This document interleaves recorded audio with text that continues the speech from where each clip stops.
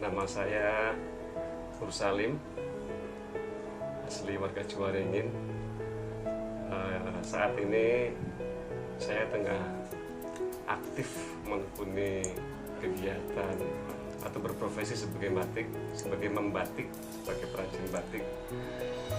Saya sendiri mulai aktif membatik itu sekitar tahun 2010. Memang awalnya sebenarnya untuk saya sendiri profesinya bukan batik, kebetulan punya istri nikah dengan yang dia kegiatannya batik. Akhirnya dengan sendirinya saya terjun ke kegiatan batik itu mulai 2010. Dari 2010 bahkan bisa dibilang untuk generasi era kebangkitan Ciwaringin saat ini, bisa dibilang saya atau Sapu Jagat ini termasuk perajin batik pertama untuk generasi sekarang. Karena Ciwaringin ini satu kampung batik yang sebetulnya punya kerajinan membatik jauh, mungkin bisa puluhan tahun, bisa ratusan tahun yang silam. Sampai sekarang belum ada fakta yang pasti dari mulai tahun berapa Ciwaringin itu mulai menjadi kampung batik. Namun seiring waktu kondisi kampung batik itu makin bisa dibilang makin melemah dan bisa dibilang hampir punah. Itu saya masih ingat sekitar tahun 2010-an, sekitar 2007-2008 itu nyaris nggak ada perajin batik yang aktif gitu. Saya pernah hitung sekitar nggak lebih dari 15 orang itu, hanya nggak lebih dari 15 orang saat itu. Nah, kemudian 2010 saya coba berusaha belajar membangkitkan lagi batik di Ciwaringin yang dulu konon katanya pernah maju. Itu mulai 2010 saya belajar menekuni penjualannya. Saya coba cari permasalahan dulu. Saya coba cari permasalahan mengapa Ciwaringin batiknya bisa tidak maju. Nah, ternyata saya temukan satu hal yang menurut saya luar biasa, ya, bahwa permasalahan batik Ciwaringin dulu nggak pernah maju itu karena produk Ciwaringin belum menemukan konsumen yang tepat, belum menemukan siapa konsumennya, sehingga pada saat itu Ciwaringin nggak pernah maju. Nah, ketika 2010 saya merasa menemukan konsumen yang tepat.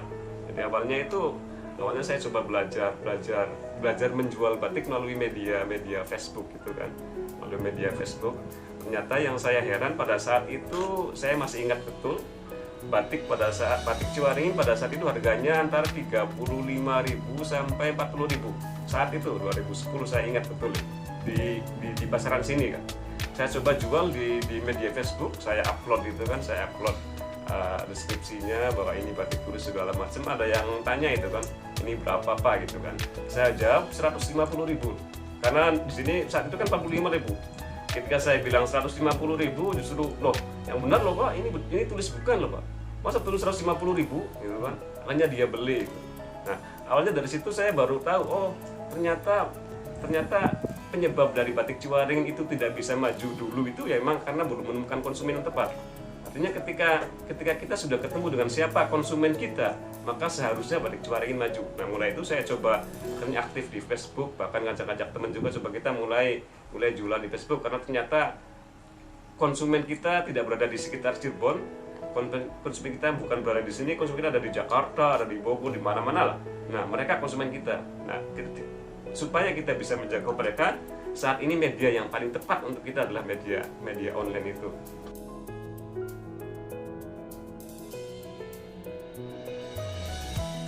Yang membedakan batik Ciwaringin dengan batik-batik yang lain, pertama bahwa batik Ciwaringin murni batik produk full tangan, full tulis istilah kita kan. Di Cirebon ini ada 2 sentra batik, ada satu Trusmi, 2 Ciwaringin. Di Trusmi juga sama sentra batik, tapi Trusmi dia lebih campur lah. Nah, Ciwaringin kita punya brand bahwa kita spesial full tulis, cetak nggak ada di Ciwaringin, printing nggak ada di Ciwaringin. Makanya seringkali saya ngobrol dengan tamu itu, kalau ada konsumen yang pengen beli batik kemudian dapatnya pengen beli batik tulis kemudian asli dapatnya batik tulis, maka datanglah ke Ciwaringin. Dia nggak akan pulang dapat batik bukan tulis.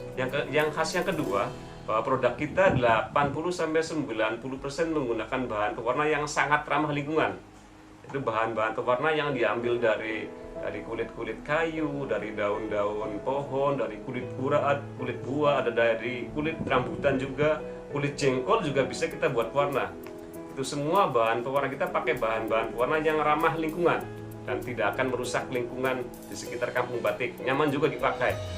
Itu khas yang kedua. Yang ketiga juga motif, bahwa Ciwaringin punya khas motif tersendiri. Di samping Cirebon sebagai khas motif Cirebon, karena itu pasti karena kita bagian dari Cirebon, Ciwaringin punya motif-motif khas yang sebetulnya lumayan banyak karena hampir semua perajin dia punya khas tersendiri. Sekarang kita punya sekitar 120 perajin.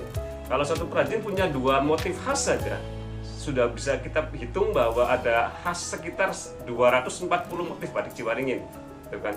Cuma memang yang baru kita daftarkan hak motifnya sebagai motif batik khas punya Ciwaringin, ada 5 motif yang baru kita daftarkan hak motifnya, dan ini sudah resmi menjadi hak paten Ciwaringin.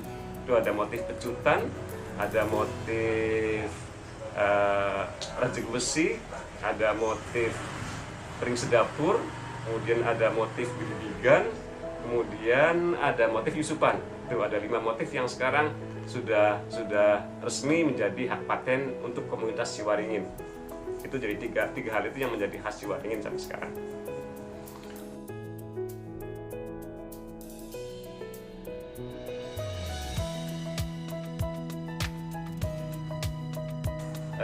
Ketiga batik yang ada di belakang saya ini adalah motif-motif yang paling ada sih motif bukan motif khas Ciwaringin sebetulnya, ini lebih ke arah motif Cirebon umum. Cuman Ciwaringin juga karena bagian dari Cirebon, jadi Ciwaringin juga mempunyai hak memiliki motif ini. Nah, ini adalah motif khas Cirebon, ini namanya motif Megamendung. Gambar dari motif ini adalah bentuk awan-awan hitam yang mau hujan itu kan, yang berarak, itu nuansa gambarnya. Bagi Cirebon awan hitam itu menandakan pertanda akan datangnya hujan, dan bagi Cirebon hujan itu pertanda kesuburan. Barangkali kalau bagi Jakarta pertanda malapetaka barangkali. Tapi kalau bagi Cirebon kita meyakini bahwa awan hitam itu adalah pertanda hujan, dan hujan itu adalah sebagai pertanda akan datangnya sebuah kesuburan. Itu yang pertama, namanya motif Megamendung. Seringkali kalau masyarakat lokal di sini juga bilangnya motif wadasan. Jadi kalau ada yang bilang motif wadasan dengan motif Megamendung itu sebetulnya sama motifnya ini. Kalau di lokal sini seringkali disebut wadasan, kalau di event nasional ini lebih populer dia dengan nama motif Megamendung. Itu motif yang kedua. Motif yang pertama. Motif yang kedua ini asli motif khas Ciwaringin, bukan motif khas Cirebon. Di resmi nggak akan kita dapatkan. Ini asli dari motif Ciwaringin. Istilah Ciwaringin kita menamakan motif ini kan ada bunga-bunga ini mataharian, jadi dari kayak bunga matahari gitu kan, bunga matahari. Kemudian yang di tengah-tengah ini kalau istilah Jawa namanya uceng. Uceng itu yang mau jadi buah melinjo tuh masih kecil-kecilnya tuh. Namanya istilah uceng kan, dengan latarnya latar ucengan kan.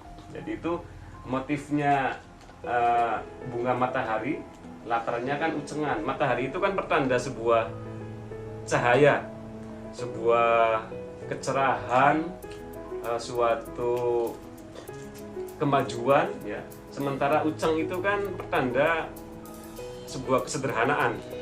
Uceng itu di sini dimakan loh Mas. Jadi buah uceng itu makanan, hampir jadi makanan pokok. Dulu jadi buat lauk itu kan uceng. Jadi di era, artinya apa? Artinya motif ini memberikan pesan sebetulnya. Mungkin khususnya buat perajin Ciwaringin, umumnya buat semua pecinta batik, bahwa dalam kondisi kemajuan idealnya kita tetap berada dalam kesederhanaan, gitulah. Jadi motif mataharian, latarnya kemudian dikombin dengan latar ucengan, itu istilah Ciwaringin. Yang paling bawah ini juga motif khas Ciwaringin. Kita menamakan motif ini namanya motif sapu jagat. Jadi kebetulan bahwa saya ini bukan generasi pertama perajin batik Ciwaringin hanya generasi pertama di era kebangkitan yang kedua lah.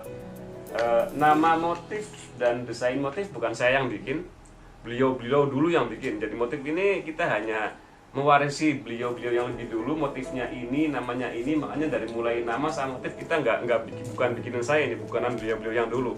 Nah, motif ini namanya motif sapu jagat. Motif sapu jagat itu nuansanya ada bulat-bulat nggak beraturan, yang di sana isinya beraneka ragam motif gitu. Ya, ada bentuk biji, ada bentuk padi juga, ini kan padi tabur gitu kan. Ada bentuk beraneka ragam, semua ada di sini. Ada di satu kain ini. Itulah makanya kemudian motif ini dinamakan motif sapu jagat. Namanya motif sapu jagat. Nah, ini juga memberikan pesan kepada kita ya, bahwa ini adalah sebuah keberagaman. Semua ada dalam satu kain ini, keberagaman. Tapi dalam keberagaman ini kita tetap tidak boleh terpecah belah. Kita harus senantiasa bersatu, rukun, akur dan inilah, dan selalu tidak istilah Ciwaringin, tidak ada permusuhan gitu kan. Gitu.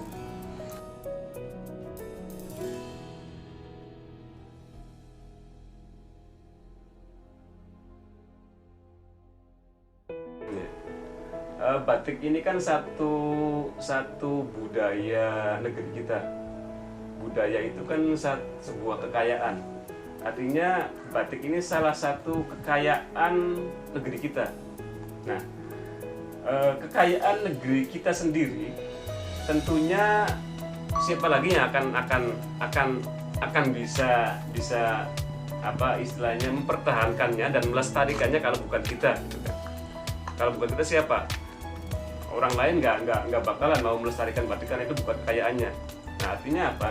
Artinya ketika kita merasa sebagai warga negeri ini, kemudian maka merasalah kita mempunyai kekayaan seni batik, sehingga kita kemudian bisa terpanggil untuk terus melestarikan batik melalui berbagai hal, melalui dengan berbusana batik, melalui memakai aksesoris batik dan sebagainya. Ini sebagai salah satu upaya-upaya bagaimana batik ini agar tetap eksis dan tidak hilang dari negeri tercinta ini.